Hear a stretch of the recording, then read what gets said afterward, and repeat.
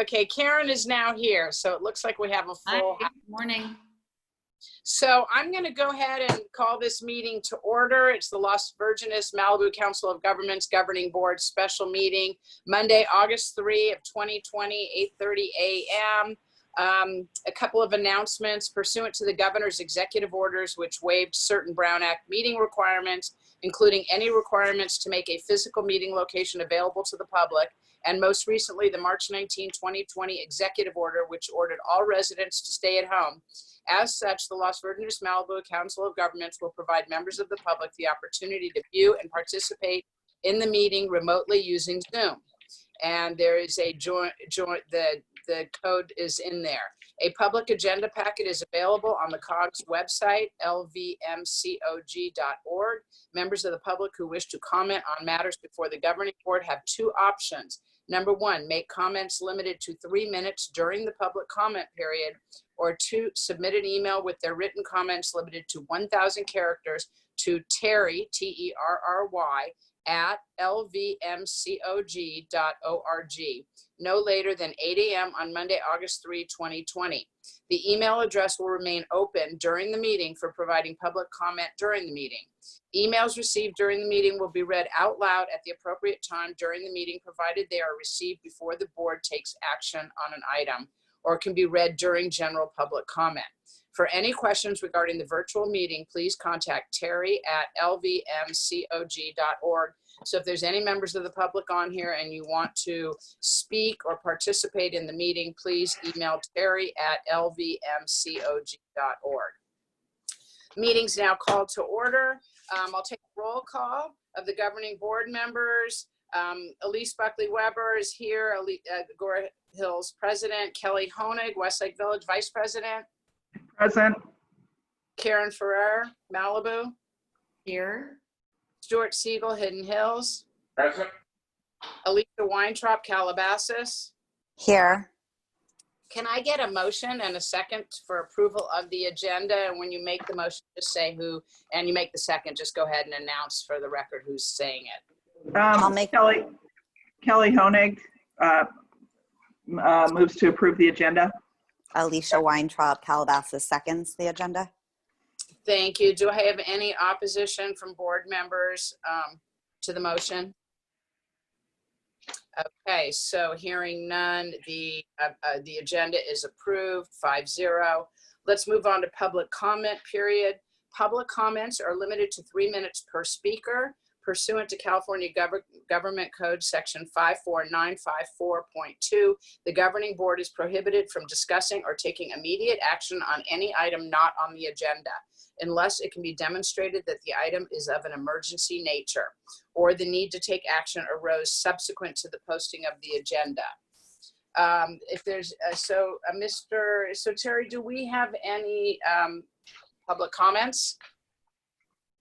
I have not received any either written or any kind of communication requesting public comment.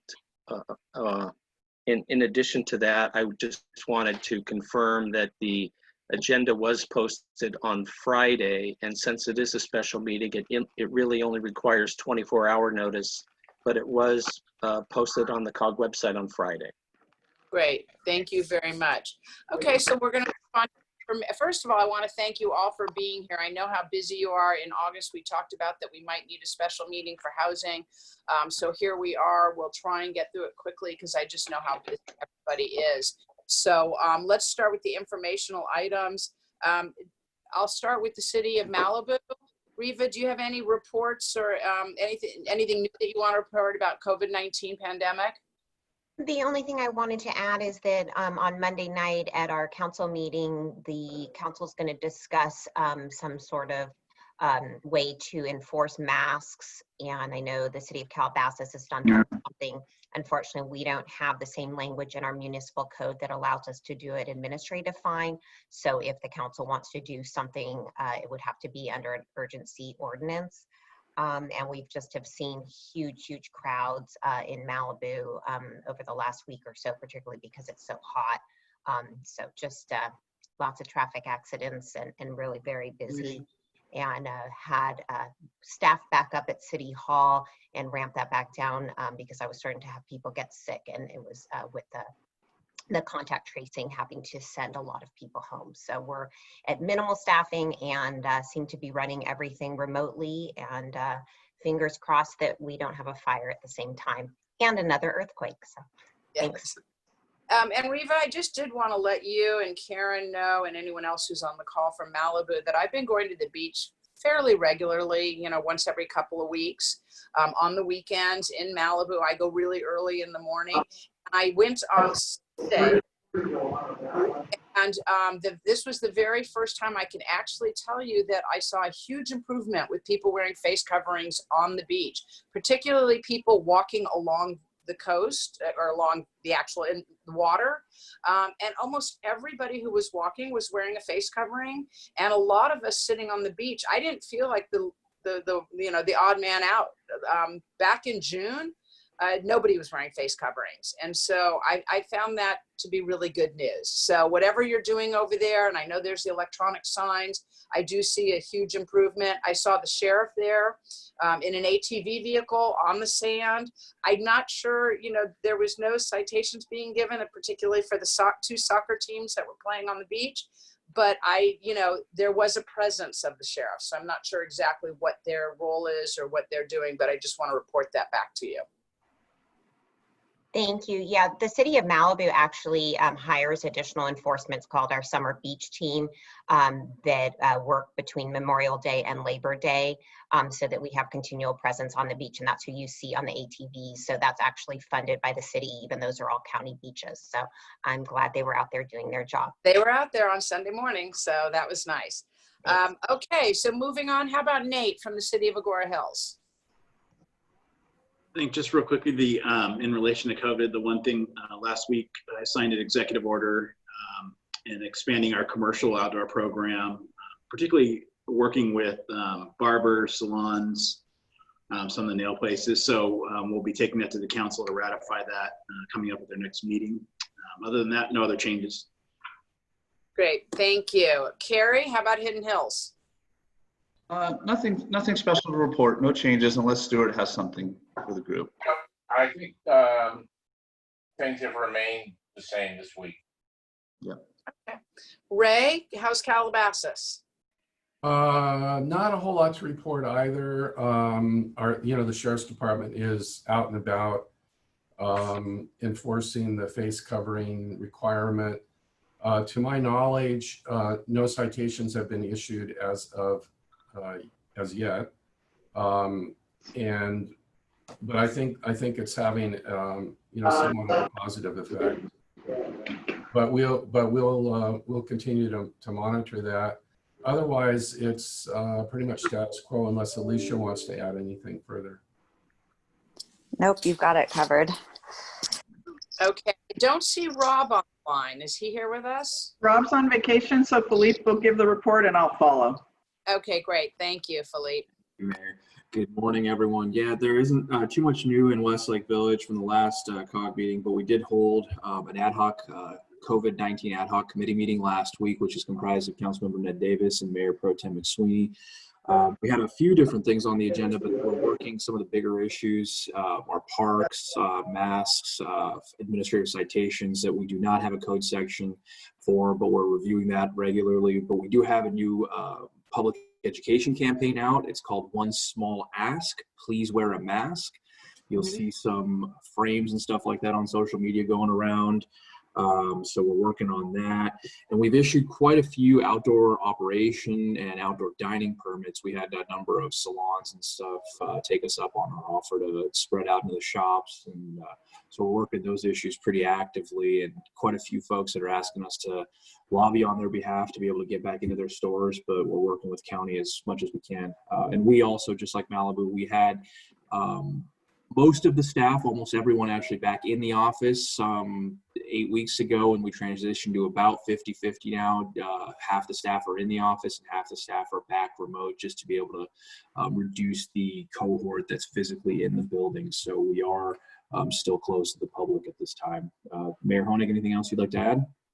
No, yeah, just that, we did, as Philippe said, we did form an ad hoc COVID committee. Thank you, Councilmember Davis and McSweeney.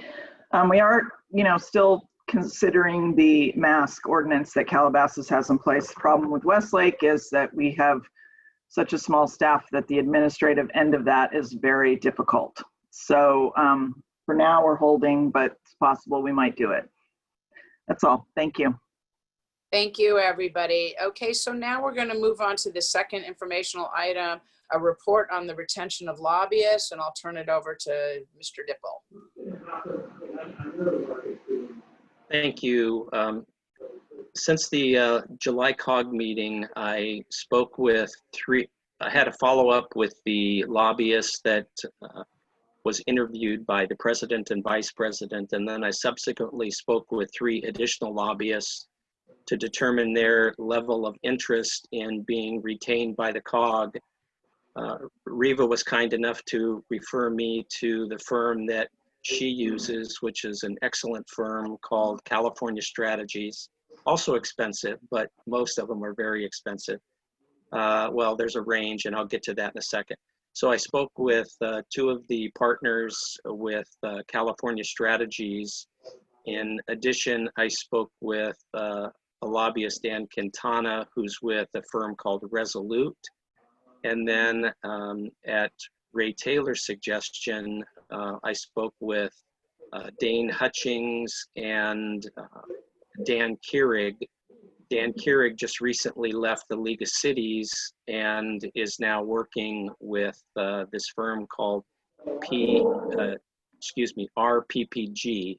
And I can say generally that I would recommend that there be further interviews with the president and vice president, or whoever the president would appoint to continue this. And I'll give you the range. There was, a baker's dozen on proposals from everyone, but it ranged at the high of 50,000 by one of the firms to just come in for a month and work for the COG. Excuse me, the final 2 months with the COG, or 40,000 for the final month. Most of the firms were proposing an annual retainer instead of just coming in at the last minute because of the cost. And the annual retainer that the 3 firms, the range goes from like 12,500 at the high end to— Terry, I'm sorry to interrupt you for a minute. Can everybody put themselves on mute? I'm getting a lot of background noise until Terry's done, and then we'll go off mute when we're speaking. Thank you. Go ahead, Terry. Sorry about that. That's okay. So the range was from 12,000, the monthly retainer for an annual contract would range from 12,500 at the highest down to 7,000 to 8,000 per month at the lower range. And that's without, a negotiation by the COG. That was just the first offer that was submitted by the lobbyists.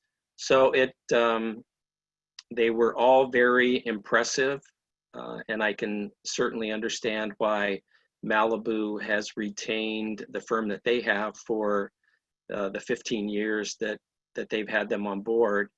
And it's up to the governing board to make this decision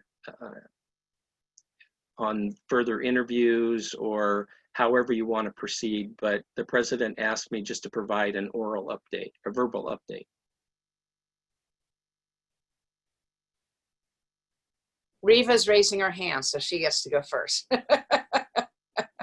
Go ahead, Riva. Hi, thank you.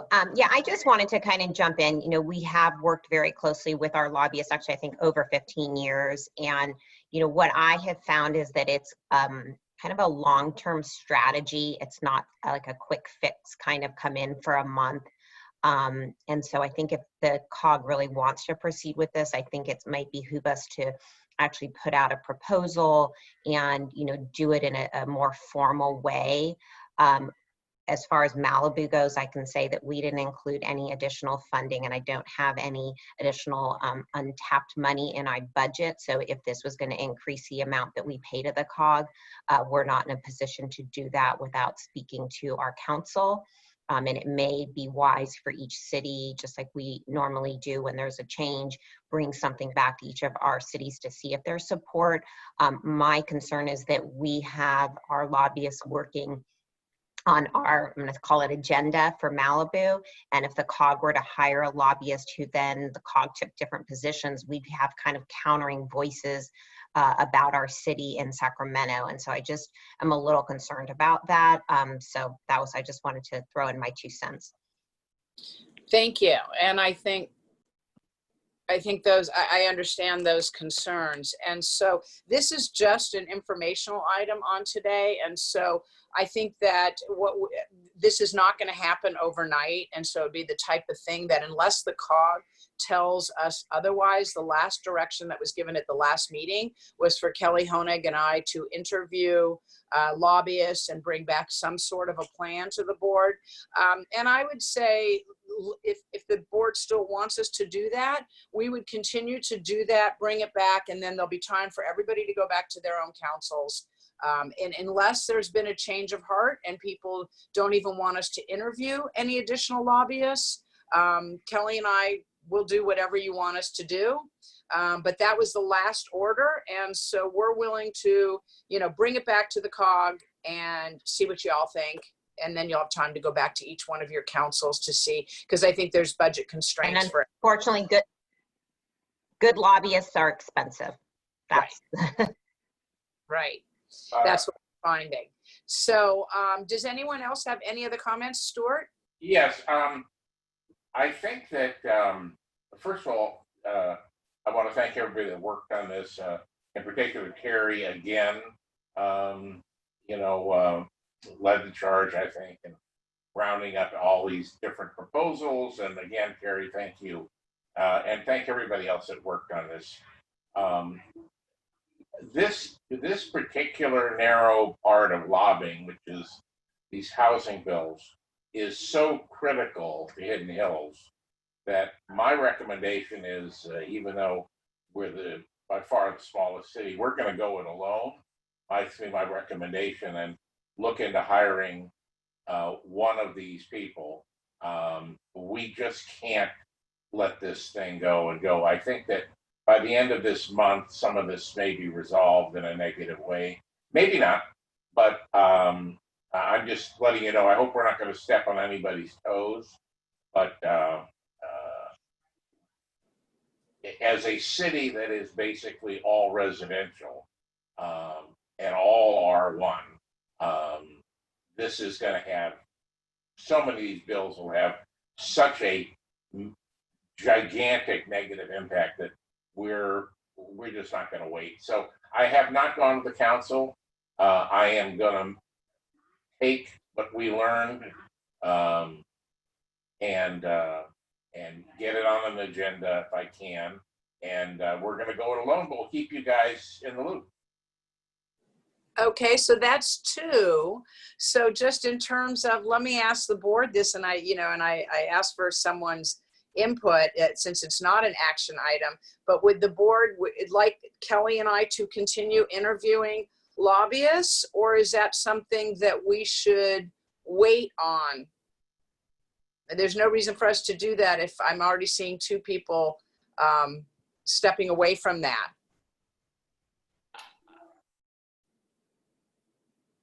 Any comments? Karen has a comment. And then I'll go after Karen. Okay. All right, go ahead, Karen. Yeah, I don't think this is something that Malibu would be interested in. But, we each have to do what's right for us. Okay. Alicia? I think that Ray and I need to talk to Ray about this, but since the city of Calabasas has never had a lobbyist, but I think it would probably be in our interest to explore it from our city side. So I think that this dialogue has really opened up that each city should probably get on board with this. And I don't know, Ray, we could talk offline about it, but it seems like all the other cities have moved in that direction, and that it might be something that individual cities might want to look at rather than doing it from the COG. Okay, thank you. Kelly, you're raising your hand. Yes, I'm unmuting. You know, well, I mean, actually, this is probably a question for Ray Taylor. We've used a lobbyist, not while I've been on the council, but in the past, right, Ray? We have. Yeah, yes, that's correct, Kelly, but it was a lobbyist out of Washington. Oh, okay. DC, not at the state level. Our focus was trying at the time to shake loose some funds for different projects. So, but we've not, to my knowledge, I shouldn't say we, because I'm with Calabasas now, but Westlake Village has never entertained using a lobbyist out of Sacramento to protect our local interests in the state from that perspective. I'm still, you know, I'm interested in it. You know, of course, you know, there's, with Agoura and Calabasas and Westlake, there's a cost advantage. You know, I know the other two, you guys are going to go it alone, but, you know, as the rest of the cities are, we have no budgeted funds for a lobbyist. I mean, this would involve somehow coming up with additional money, which is always a big problem, as you all know. I don't know. I'd like to pursue it. I feel like it's an important thing, and not just for the housing. The housing is the main priority. I'd like to at least pursue it on the part of the city, because I think there is a cost advantage to the extent that the three cities could share a lobbyist for those issues that we are aligned on, recognizing that we would not necessarily be aligned on every issue, and the cost splitting may not be completely equitable. I'm more than willing to interview lobbyists. It's a subject that I know little about. I would like to learn, and I think it's important. I don't know, our state people are telling us that, you know, we need a lobbyist. You know, I've had Henry Stern tell me that, I've had Jackie Irwin tell me that. So I don't know, I'm willing to explore it. I'm happy to conduct the interviews if Illece and Alicia are game. Yeah, I wanted to just clarify what I said. I primarily am interested in the COG pursuing this. What I was trying to say is, it doesn't sound like that's happening, or it's not going to happen in enough time to affect the housing bills, which is what I'm. So either or both would work for my position. Again, I haven't vetted this with Carrie. This is really me kind of going off on my own. But I would say, Kelly, yes, I agree. It's important. Yes, I agree that the COG should pursue it. And I think that we should consider that COG should have a lobbyist. But as with Malibu, you know, each city's going to have priorities. I don't know why we couldn't potentially do both. But in either case, I'm absolutely in favor of the COG pursuing it, and so I'm not just walking away. Okay. Okay. Any other comments from anybody else about the retention of lobby? And I'm fine with the interviews going forward. Okay, so that's what Kelly and I will do. Terry has done, and I know Laura is an alternate, and she's familiar with some of these lobbyists. So they've got a list of names that we can look at, and Terry will set that up, and Kelly and I will go forward with interviews, and we'll bring something back to the COG and make this, and then we'll put it on it as an action item, and we can discuss it further and take a vote at that time. I agree, though, to be honest with Stuart, that this is not going to happen overnight. So, and I agree with Riva that this is probably more of a long-term plan. But, you know, it's never too soon to at least start the conversations. And we've interviewed one lobbyist, and like Terry reported, he's got a couple of others for us. And so we'll do that. And if there's no objection, that's what Kelly and I will do. We'll bring it back to you either in September, or we'll try for September meeting, but it's September 2nd. So we'll see if we can get that worked out. If not, we'll be definitely back with you for the October meeting. All right, so let's move on to the action items. A is the resolution opposing the housing bills, and Terry sent you the attachment. And this is a resolution, and I haven't counted it, but it's probably the 9 bills that affect the residential areas the most. We've gotten wind that our electeds want to hear from us. They want to know. They say, you know, that they had sent us the bills a while back and they didn't hear anything. And so if we have a position, you know, they obviously know that we don't want local control taken away, but they need more information. They want to know what our, you know, and we need to make a record so that they have it, and our residents, most importantly, know that we're just not allowing these bills. And I know people have said, you know, don't worry, they're not going to pass, but, you know, you never tell an elected, don't worry, they're not going to pass. That just doesn't work. So let's talk about it. Let me open this up. Everybody has the resolution in front of them. And I know that, that our alternate Laura from Hidden Hills has been on a lot of calls, and so she probably knows the most about these various bills. And I think before we get into discussing each and every bill, it might be useful to talk in general about how you all feel about sending a letter and a resolution to our electeds in the first place. So, and then we can talk about which bills, all 9, or if we're going to narrow it down and we can have input on that.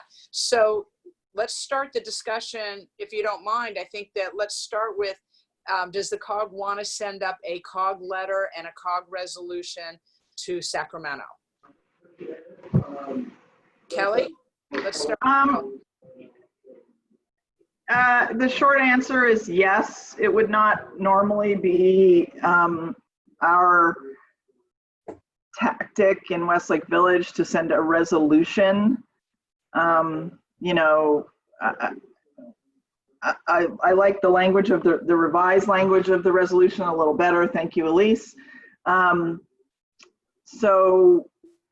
But I'm willing to go along with the majority in this circumstance. I do think that some of these bills are not necessarily directed at Westlake Village. I can't really speak for the other cities, but on the whole, I mean, they are all directed at limiting the local control of our respective councils over our respective cities. So to that end, I'm okay with it. Just as an example though, this sort of group objection, for lack of a better word, this is to me a reason why we need a lobbyist, because this kind of bulk objection is, in my opinion, a little bit unsophisticated. You know, we really need to if we're going to object to housing bills, I think we need to do it in a more specific way. But since we're new at this, and we don't have a lobbyist right now, I think it's good. The letter, 100%. The resolution, I'll go with it if the group wants it. Thank you. Alicia, how about you? So the issue just for us in Calabasas, we normally never write letters without the full council approving them, especially regarding housing. We've taken individual action on 1 or 2 of these bills already, but that's just always been the process in our community, that the council approves that we bring letters before the full council before writing. Even that's why we've sat out on some of the COG letters before. We've said no, just so that the full council can weigh in. So that's, I mean, I love this idea moving forward I just think it would be prudent that for those cities where the process is different, that we go back to our individual cities just to kind of discuss the evolution of what the COG wants to do and, you know, get the council's support. I mean, some of these these are such important bills, but I think it would really change the way we do things in Calabasas. And when is your next meeting in Calabasas? We have one, what day is today? Monday? We have one on Wednesday. We have a special meeting Wednesday, and then next week, the 12th.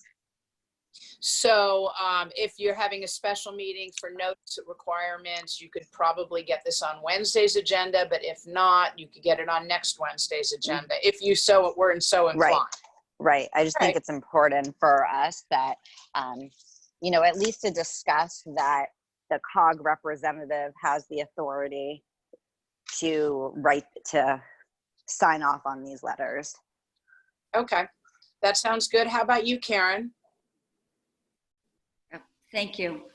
The first thing is, I will say is I agree with what Illece just said.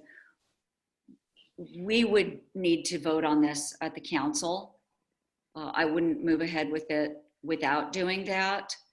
But beyond that, I'm not inclined to go along with a blanket statement on 9 bills. And I don't think strategically it's a good idea for us as a COG to perhaps unnecessarily aggravate a lot of legislators who've authored these bills when there's a good chance that they will change, they will be deferred, they will come back in some other iteration. And I think there's too much downside and not enough upside. Okay, thank you. And Stuart? Well, I think that the votes aren't there, so I think we're gonna have to go back. I think that's the tenor of what I'm hearing. So I agree. I also agree, and Jeremy, I know you're there, you can jump in. I know that Senator Stern knows how we feel. So a letter to him, it's more for the record, but he's not going to read the letter and say, "Oh my God, all these cities are opposed." He knows, he's heard. I can tell you, my homeowners association is that group and representing a lot of people in this community, several thousand, are on fire. And I'm not sure what they're going to do independently, but they feel that this is a direct assault on home ownership. So that may be another prong of what's going to come out of the bills. But in the meantime, I would say, yeah, let's take it back, make a decision.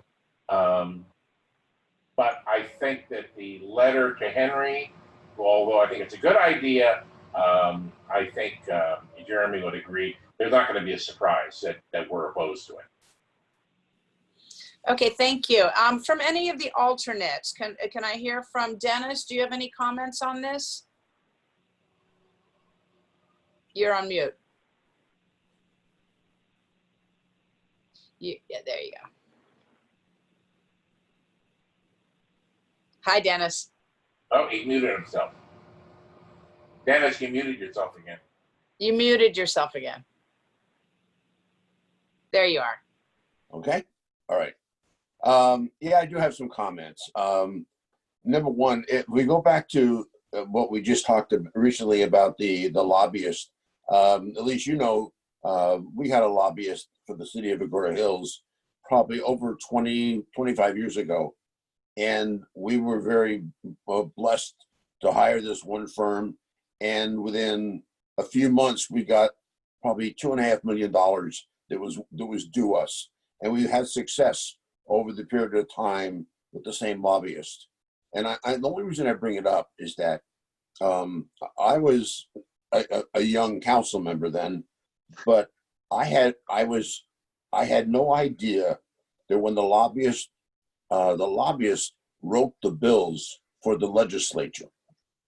And this is the thing that I'm looking at now with this situation, is that the lobbyists we have now, his firm, they basically write the bills and go to in our case, a congressman or a senator, and they try to ingratiate themselves, for lack of a better word, and have them support and sponsor some of this legislation.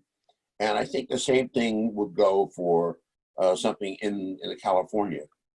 The issue here, though, is this: if you look at these bills, and I think these individuals that are sponsoring these types of bills, I think they know exactly what, I hope their constituents think about it.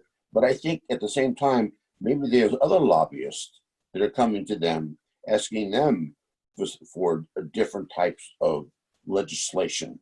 For example, it could be a special interest group that wants more housing, or that they don't understand what's going on with our little communities out here in the Canal Valley. So I think that I'm surprised that these folks that are sponsoring these bills are the same, my word now, the same culprits. They keep passing these types of bills over and over again, and there's no downside to them. So me personally, I would love to have a letter sent to them. I think the upside is to let them know that we're concerned and that we're monitoring the things that they are doing, and we're not happy with all of them. So that's just my 2 cents. Thank you, Dennis. Any other alternates? Hang on, Reva, I'll come around to you. Do I have any other alternates who want to speak on this? Yeah. Ned? Yeah, a couple of things. In the past, as been mentioned, our council just doesn't take positions on measures and things generally. It becomes quite political, and we've tried to sort of remove ourselves or keep ourselves away from sort of political hot buttons. But in this case, this may be a little different, because this is actually threatening the design of our cities and our neighborhoods. And this one-size-fits-all kind of legislation just doesn't make a whole lot of sense for us. And I think all the neighboring cities are in the same boat. So the blanket approach, however, is just sort of an activist kind of of approach that gets, we heard about that. And I feel like we're bouncing around why we would specifically want a lobbyist to do and who we would want them to target, and how that works. And squeaky wheel tends to get the grease.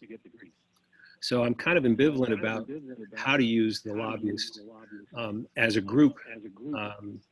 If we could identify each one of these bills, potentially, there's 9 of them, and write 9 specific letters, that's a little different.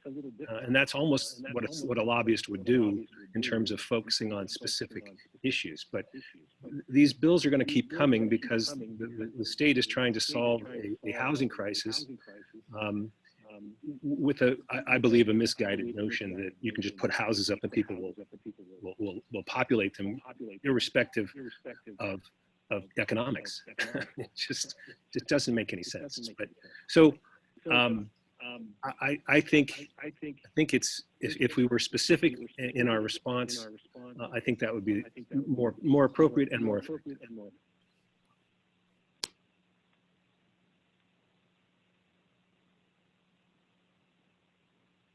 You're muted, Illece. I'm sorry, any other alternates? Is Mikey or Laura on the line? Yeah, I'm on the line. Hi, everybody. Hi, Laura.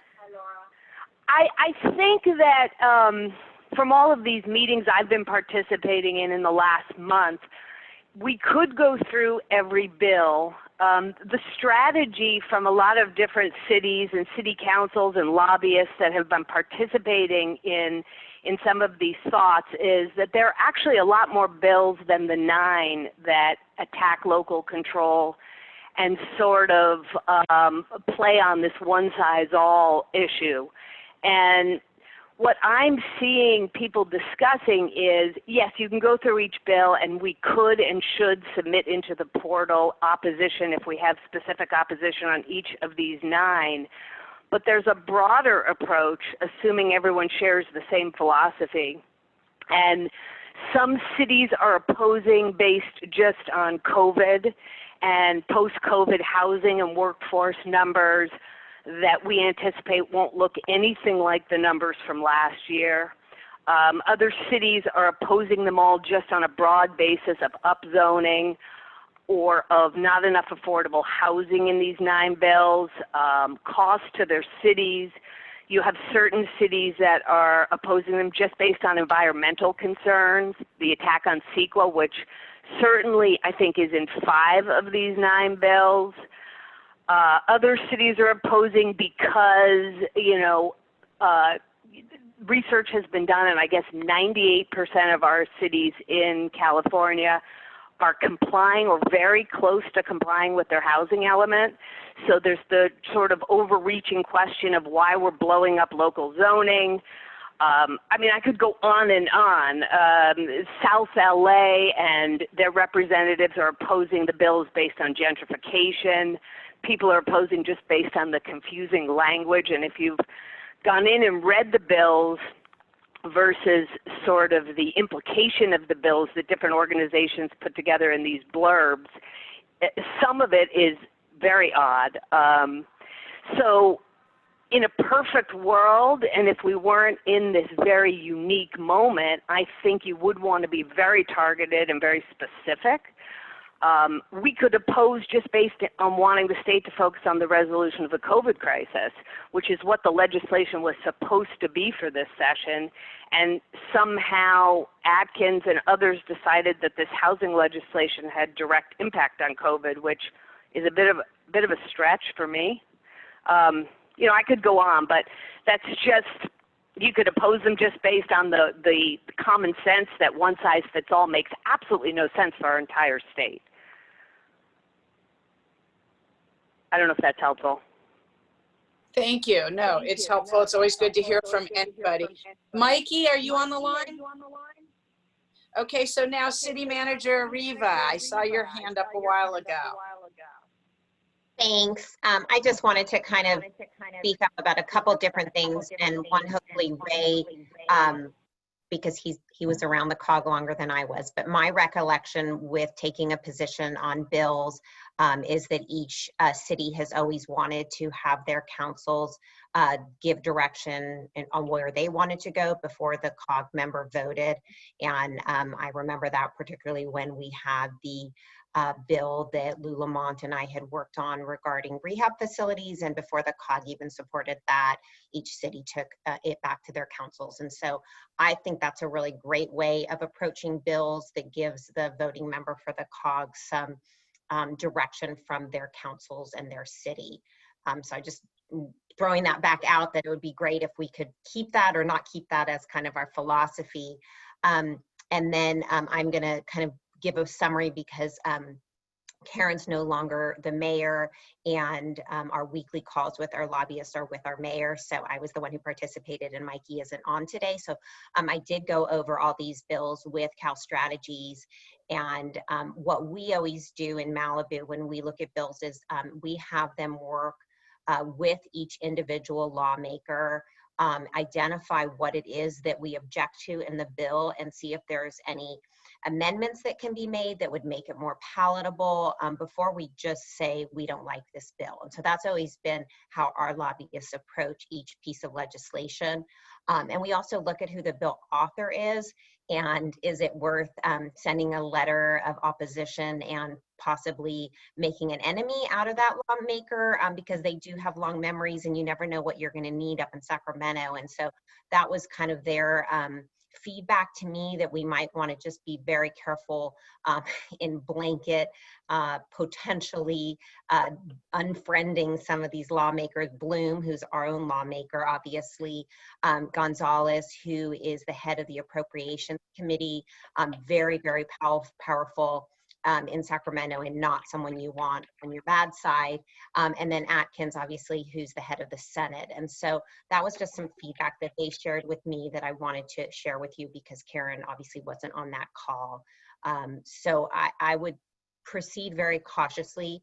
The other thing that I actually am concerned about, and I don't know if Karen wants to agree with me or not, is that when a letter goes to Sacramento from the Malibu Las Virgenes-COG, the only city that's in that title is Malibu. And so if Malibu is not on board with something, we're the one whose name gets remembered, not Las Virgenes, because Las Virgenes isn't a city. And so if there is any letter, resolution, et cetera, I would really ask that, and Karen again can say she agrees or disagrees, that it be clearly stated that Malibu's position on these bills was different.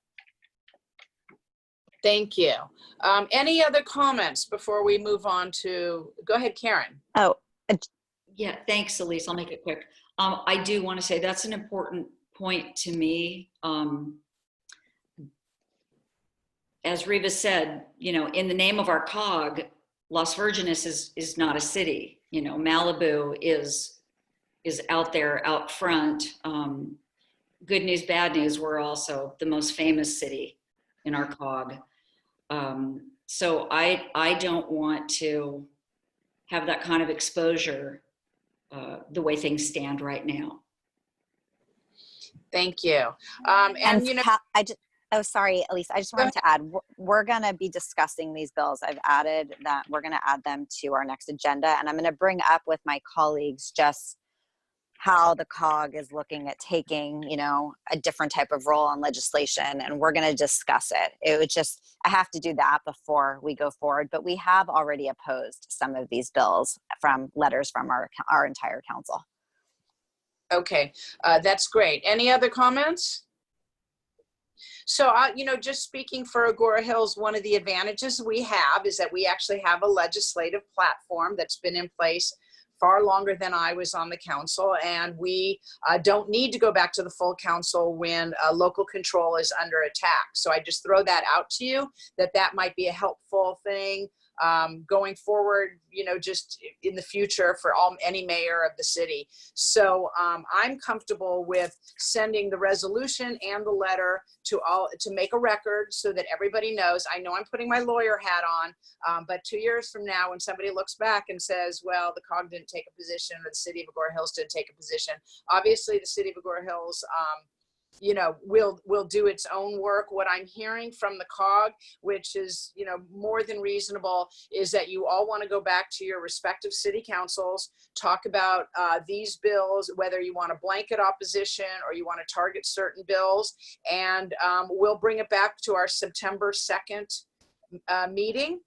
If you're in agreement, that's what my suggestion would be, is we bring it back to the September 2nd meeting. By then, everybody will have been able to go to their full council, get input, and then we can take a vote on whether or not we want to, as a group, you know, move forward. And if one city does not want to be part of it, then we would put that in the letter.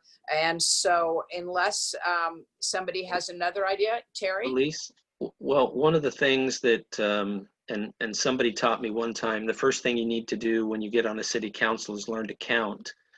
And I did hear 3 votes, at least I think, for sending a letter if you didn't want to do a resolution. I thought that Kelly said she was okay with a letter. And I think that you said you're okay with a letter, and Stewart and Hidden Hills have already approved the resolution that's more expansive than the one the COG is considering. I mean, one of the things that I would offer is to say that if Malibu and Calabasas wanted to abstain because it hadn't gone to their city council yet, and the COG wanted to approve sending letters today, with the letters saying that Malibu and Calabasas abstained in the vote, I mean, that might be a possibility of getting on the record without negatively affecting Malibu or Calabasas. And I know that Illece said that they might be, that she could put it on the agenda. My concern is that the next COG meeting is September 15th. The TAC meeting would be September 2nd. But that aside, I mean, I participated last week in listening to the Assembly Housing Committee consider a number of bills.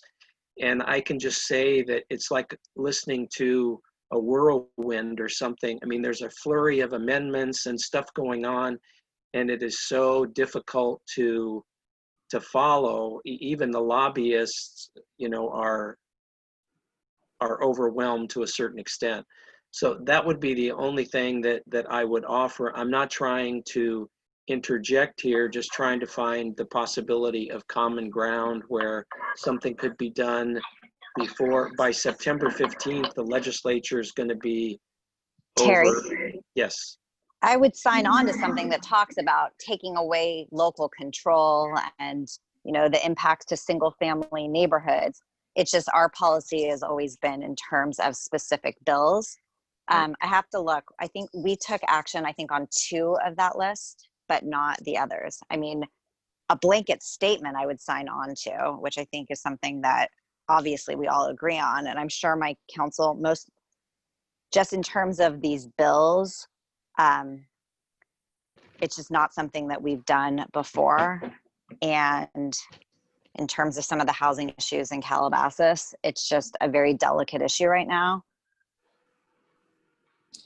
Riva? I mean, Ray, do you want to, maybe Ray wants to add? No, I would agree, Alicia. I think we run afoul of our responsibility when the COG takes a position and it has not been ratified by the respective councils. You know, a point that Riva made earlier. You know, gosh, it seems to me we've got 2 issues here.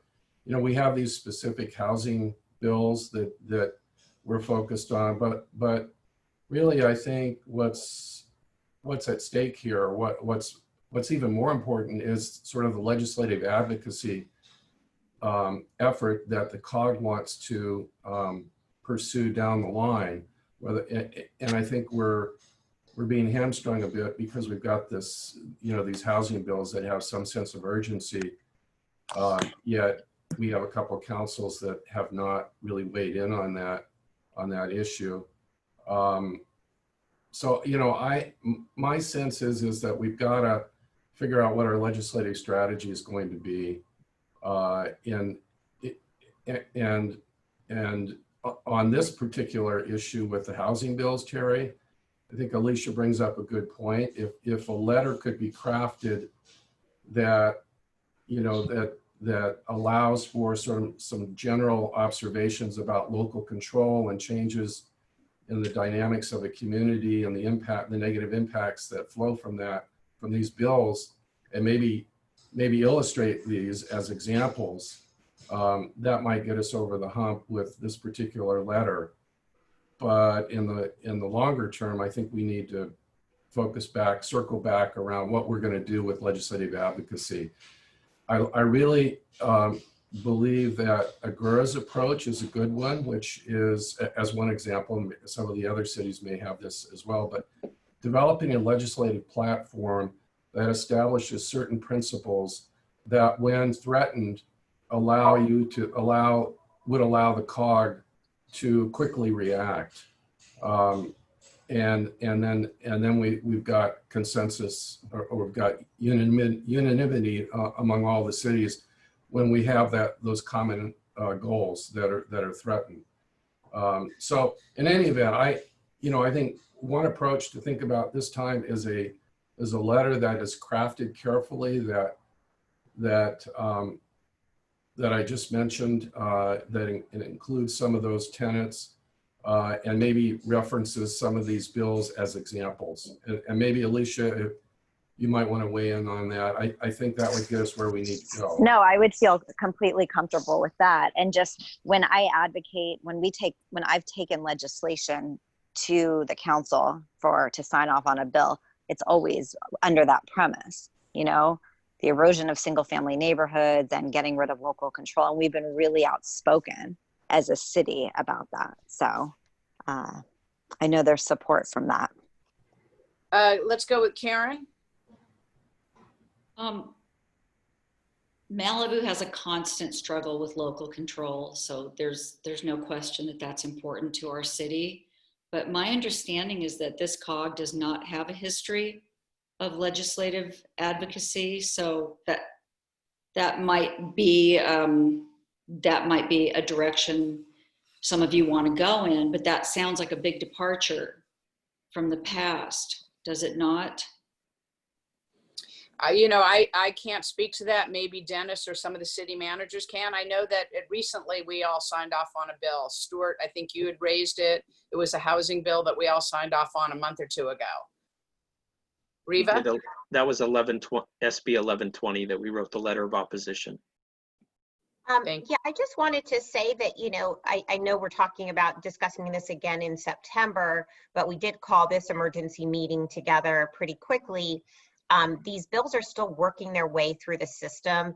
One of the things I've learned of being up in Sacramento a lot is it takes a long time and there's a lot of hurdles. You've got to get through all the different committees, the House of Origin, then you have to go to the Appropriations Committee, get through the House of Origin on the floor, and then go through the same cycle on the next House. So there's a lot of steps before it ever passes all the way through both sides of the floor and gets to the governor's desk. So there's still quite a few weeks, I think, for us to get our opinion in. And it may just behoove us to just put a pin in sending anything until each city can discuss it. And then we have some strong, or a stronger voice. Again, I'm just very concerned about sending anything from the Malibu Las Virgenes COG that the city of Malibu hasn't taken a position on, whether it's a letter or what. So that's just my 2 cents on that. And there's still time. Thank you. And let me give my 2 cents on that, which is somewhat consistent with what you're saying, Riva. We're a COG. So to have a 3-2 vote on sending up a letter doesn't feel that comfortable to me. It seems like we either move as a group, and that's what I would hope to bring, is that we can find some consensus by going back to our respective councils for those who need to do that and come back with direction. I agree with Riva, if nothing else, we can send the letter to the governor if need be, when it gets that far, if we have to. I feel very strongly that we have to make a record. I'm hoping that we can find consensus as a group to make a record and go on record that we don't, want to lose local control. We don't want, that we have the common goal of not destroying our single family neighborhoods. At the same time, I think that I can speak for the city of Agoura Hills that we are on board with the state's mission about providing more affordable housing. A lot of these bills have gotten away from affordable housing, so they're looking a little more like pro-development bills that impact our single-family neighborhoods. So, to me, and I'll entertain whatever motion that you want to raise, but I do think that to pass one of these letters or the resolution and send it up to Sacramento on a 3-2 vote, to me, doesn't really say much. I think that we need to be together as a region. I mean, otherwise, each city can do it. And I know we have sent some letters too. And I know that Sacramento, they don't know where the city of Agoura Hills is. They do know where Malibu is. I'll agree with you there, but they don't know where Agoura Hills is. So, but I just think it's important that, if we're going to, this is the beginning of a process that I think, unfortunately, that we're going to have to keep moving forward on legislative platforms and what we want to do as a group. And that process is going to take a while so that we don't get in a jam like this in the future where we have to go back to our full councils.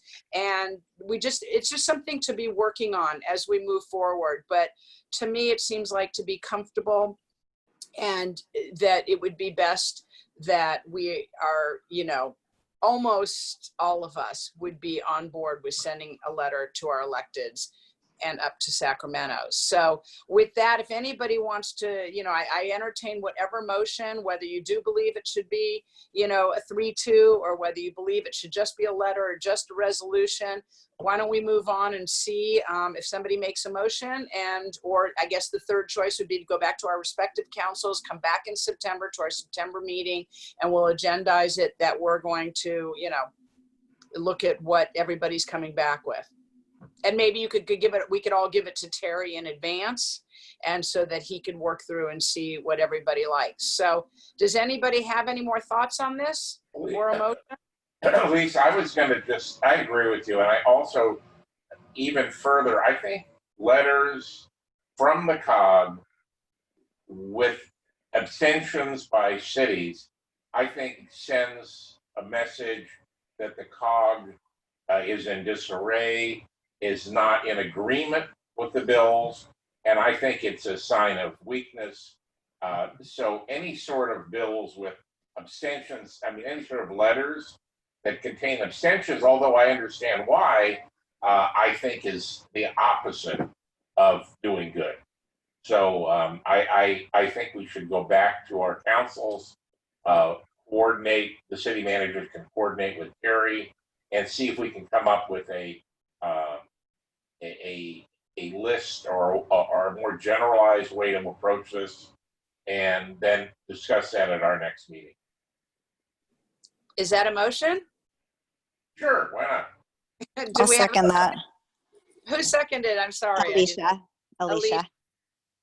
All in favor of waiting, everybody going back to their respective councils, the city managers coming back to Terry, and that we work on, at our September 15th meeting, we will work on trying to find something that we can unanimously send up to Sacramento to our electeds. Can you do the roll call? Okay. Yes. I want to do a specific roll call. Thanks. Okay, of course. Let's go with Westlake Village, Kelly Honig. Aye. Calabasas, Alicia Weintraub. Aye.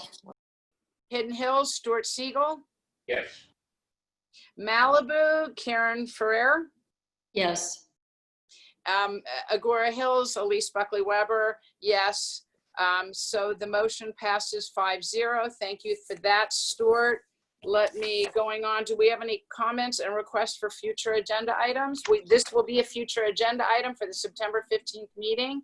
I have a feeling that will create a long meeting, but if anybody has any other agenda items for September, let's hear it.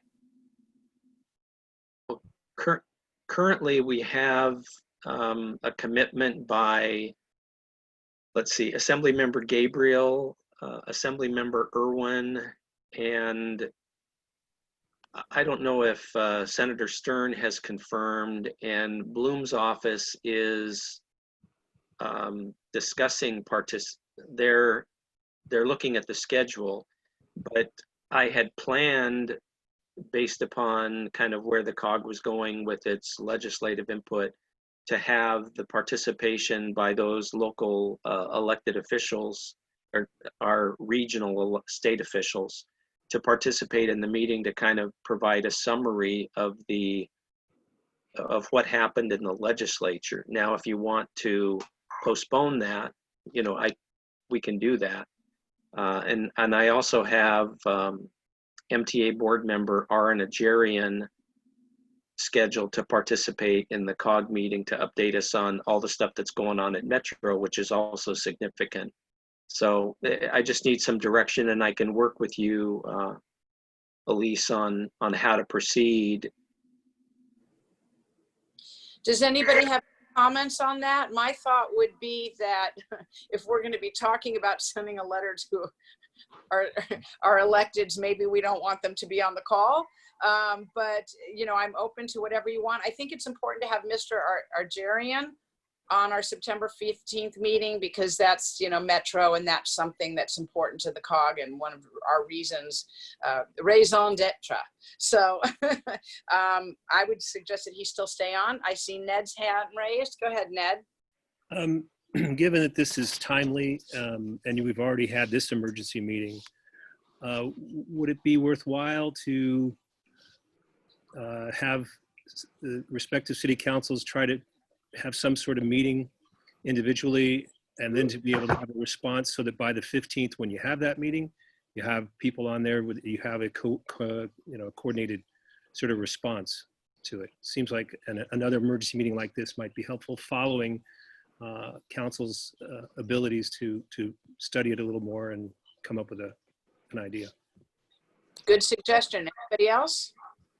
The other thing to consider is September 5th, the legislature is going to be out of session at the end of August. So they will have already voted on all these bills. So us meeting in September to send a letter on something that they've already voted on is really kind of a moot point. Yes.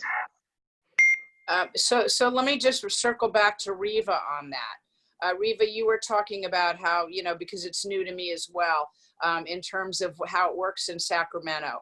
When they recess at the end of August and they've already voted on it, is that the end of the process? It goes to the governor, or is there more to the process? So off the top of my head, I don't know what the schedule is going to be like this year because they've had closures, and so they have a truncated schedule. But typically, yes, all bills have to pass through both sides of the House, so the House of Origin and the other side, and be successful on both sides in order to get all the way to the governor's desk. So if a bill dies in its House of Origin, it doesn't move on to the next side. And if it passes the first side and doesn't move on the second side, then again, it doesn't go to the governor's office. So I can certainly, look up the schedule for each of these bills. I apologize, I didn't do that, and see where they are. My understanding in a quick look on Thursday or Friday, and maybe Jeremy knows more, was that they were all still working their way through committee. The very last committee that every bill goes to on each side of the House is the Appropriations Committee. So this year, different than other years, I've been told that any bill that has an appropriations issue, meaning that the state would have to spend money on it, is probably not going to get through because of COVID. So unless it's COVID related or emergency wildfire response. But again, that things can certainly change, but that's been my understanding. So yeah, we would have to take a position normally by September, but it's possible that they'd make a change because they're operating in a lot of different ways because of COVID this year. Does that answer your question? Thank you. Jeremy, do you have any input on that, of when we would have to have a letter to our electeds, what the drop dead date is? There's a lot of uncertainty. There's a chance that there might be a special session that gets, there's a constitutional requirement to be finished by, I think, September 8th. But there's also a constitutional requirement that all senators be there to vote, but they're changing that right now. So there is a possibility that it will be extended, or there will be a special session to vote on that. So I don't have good data or good knowledge of what's going to happen. It's just very uncertain. But if in theory you did get the letter, it would, and everything goes according to plan as of today, it would be kind of a moot point because it'd be after the vote. If it's after. Yeah. Okay. So circling back to Ned's idea, does anybody else have any comments on that? If I just might add, some of the bills have made it to their second houses, and some are. If you look at a good way to kind of inform it would be to going on the league's website. As Jeff kind of reiterates often, that if you look on the league's website, you'll see the descriptions of the bills as well as what the league's positions are on some of the bills. So that's often helpful in kind of guiding how the state feels as a unified, cohesive group on some of these items. But many are, I don't believe some of these are 2-year bills, but that might help as some are in their second houses already. Okay. I did want to say thank you to Terry for providing our that analysis of the league and of the what's the Livable California. That was really helpful, Terry, to break it out like that. I was trying to. Thank you. I was trying to do a balanced approach to where, because sometimes, with all due respect to the league, they tend to. It's a little more general. Yeah. Okay. Thanks. That was really helpful. It helped me to, The other thing that I would point out is that if we try to come in at the last minute and get the governor to veto anything, which is just sending a letter from the COG requesting a veto of bills, is something that we could do. But all three lobbyists told me that the governor's taking a beating because of COVID, and he's looking, and this isn't me saying this is what lobbyists were telling me, that the governor's really taken a beating with the whole COVID and the decisions. And even though I think personally he's done a good job, but this is one of those situations where you're going to make more enemies than friends, it seems like. But the point that I'm trying to get to is that the lobbyists say that these bills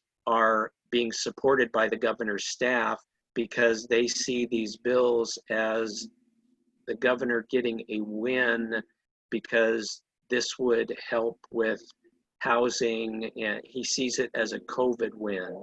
So I'm just throwing that out, that that was a common theme in talking with all the lobbyists. So I'm not saying that all those bills are going to get approved. I'm just saying that whatever ultimately does get approved in the way of housing, that the governor is giving signals that he would sign because of the COVID issue. okay, so thank you for that. That's helpful. So let's step back a minute, back to what Ned was saying about us having a special meeting, so just roughly, the city of Calabasas, the city of Malibu, the city of Agoura Hills could get this on their agenda for our first meeting in August. And I'm sorry, I don't have a calendar in front of me to tell you what that is. It's not this Wednesday, it's next Wednesday. Is that around the 10th or something, 11th? The 12th. The 12th. So we have a meeting on the 12th that we could go to our council, should we need to do that. How about Malibu? We have a meeting on the 10th. I already have an item, and we have a frighteningly long agenda as our late July meeting is taken off the calendar. We could probably get this on the agenda August 24th. I already have an item, so I'm not sure how I'm going to do that, but we can work it out for the 24th. We absolutely can't put it on the 10th. We have our short-term rental interim ordinance on and looking at probably a 6-hour council meeting. So I would not advise adding it to the end of that agenda. Would Malibu be open to having a special meeting? Because what I'm hearing is that August 24th is probably too late. I can speak with our mayor, but we have a really different climate than a lot of your cities in terms of our council meetings, and I'd have to talk to the mayor. I just don't want to commit to something like that right now.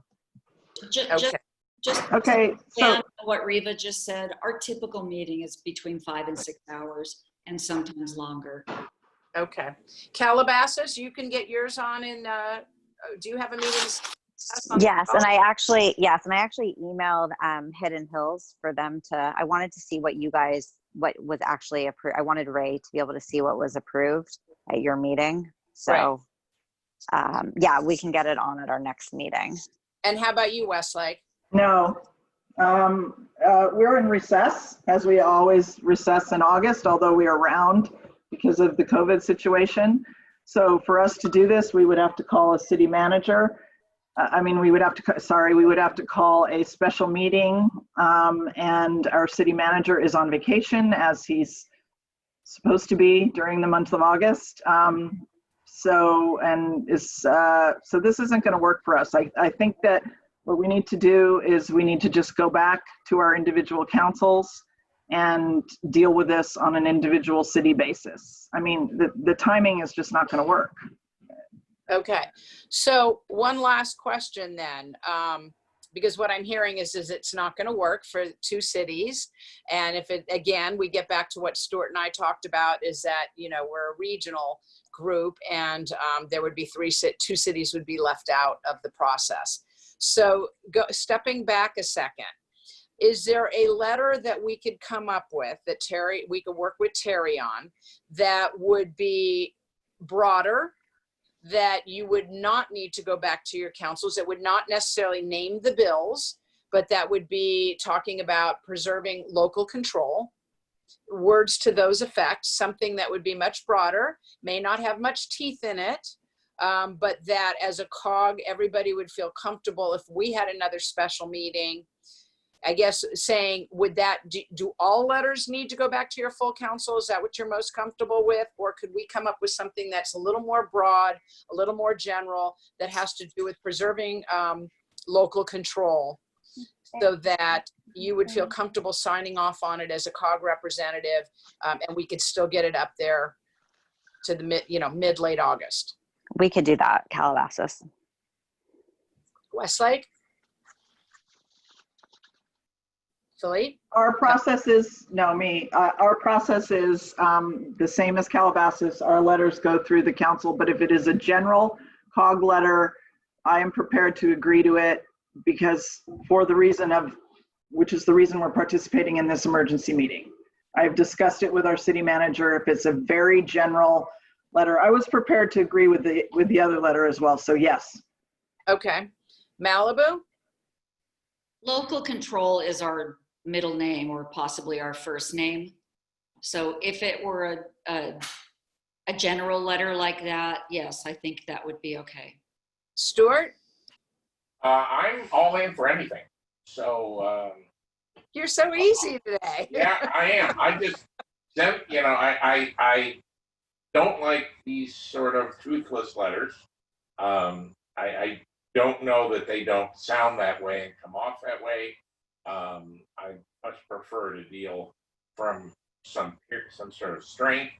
This idea, there are bills and there are bills.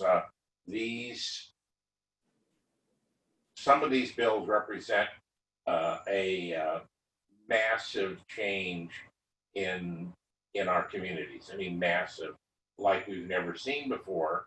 And if we've got to step on some toes, I'm all for stepping on some toes. But I'll take whatever we can get. We're going to send a general letter in favor of local control, then let's go with it. Stuart, I have a question for you and Laura. What your council sent a letter and you guys approved, you wrote in your, what did your council do in your meeting? Terry, you have the specifics on that? Yeah, we did two things. We passed a resolution that was based on a different resolution. We cleaned it up and made it a little bit more Hidden Hill specific. And then the council gave direction to staff to draft a letter. It was a pretty strong letter, and for the mayor to sign a few days later, and we sent that off. I believe I sent copies of that to all the city managers, the resolution and the letter. I'm happy to resend it out to all of you. What we did with the letter, more specifically than the resolution, is we talked a lot about how it would affect Hidden Hills. We kind of told our story and gave specific examples on how some of these bills, most importantly the ones that allow for the lot splitting administratively, sort of the detriment that would do to our community. So that's bill, I believe. What's that? I think that's Atkins bill. Is that Senate Bill 1120? I believe so. Yeah. Yeah. I mean, there's a ton other that focus directly on local control. And quite frankly, to dive into them and see how they specifically would affect Hidden Hills, we just didn't feel we had time. I think Stuart said it best earlier, that of all the cities, this one, we're residential, so this will just completely flip the city overnight. So our council's taking an aggressive approach, not to take away from Stuart's bubble of being so amenable to anything today, but we've been to the council, and Stuart has direction on how we feel. So does that help? Does that answer your question? Yes, it does. Thank you. Okay, so the options are either to, I see three options here. Do nothing because we're out of time. We don't have time to go back to our respective councils, get it on the agenda, and get something up to Sacramento before the session is adjourned. Or we can go back to the drawing board and come up with a kind of a vanilla anti-rent, keep maintaining local control, etc. We could do a vanilla letter like that we would, you'd all be able to, we'd work with Terry and we'd be able to come up with something that could come up from the COG for the sake of having the COG on record of opposing in general these types of bills. Or we can, individually do it as our own cities. So I'm open to whatever, if somebody wants to make a motion or come up with another idea, but to move it forward, I see that's where we're at. Okay, I move that the Malibu Las Virgenes COG send a general form letter to our elected officials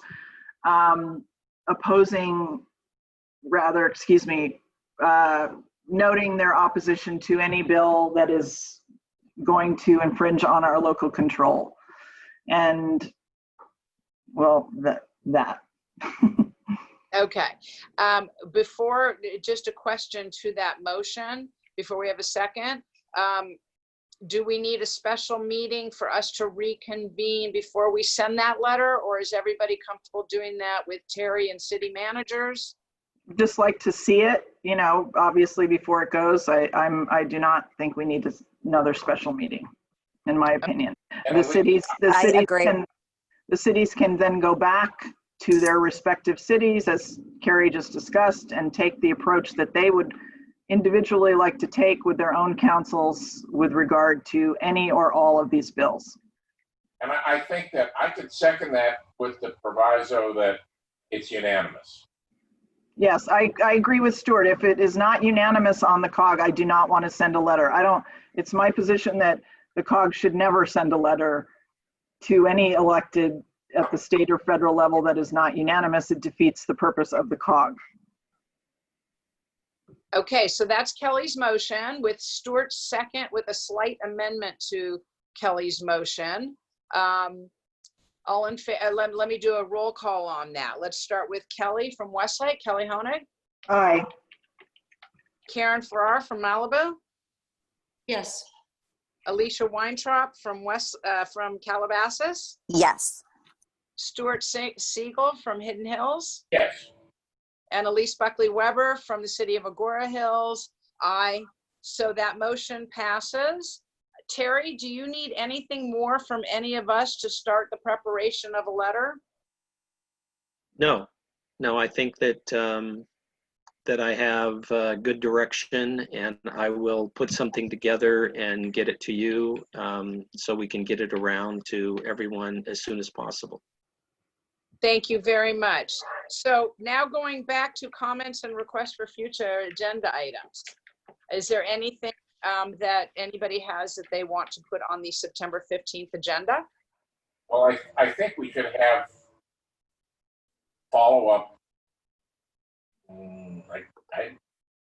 maybe even an action item, follow-up on this whole, because we don't know where we're going to be by the end of the month. There may still be something left to discuss, so I think this should be back on the agenda. Okay, so we'll have housing as an action item, and we'll have the lobbyist as a proposed lobbyist as an action item. Anything else? Okay, do we have any comments? Anybody? I'm not seeing anybody raise their hand. All right, so our next meeting dates are, we have a technical advisory committee on Wednesday, September 2nd, 2020 at 8:30 a.m. and a governing board Tuesday, September 15th, 2020 at 8:30 a.m. Can I have a motion and a second for an adjournment? Motion to adjourn? Second. That's Stuart Siegel. And who made the second? Kelly. Kelly Honig. Thank you very much. This meeting is hereby adjourned. Thank you all. Bye, everybody. Bye. Thank you. Thank you.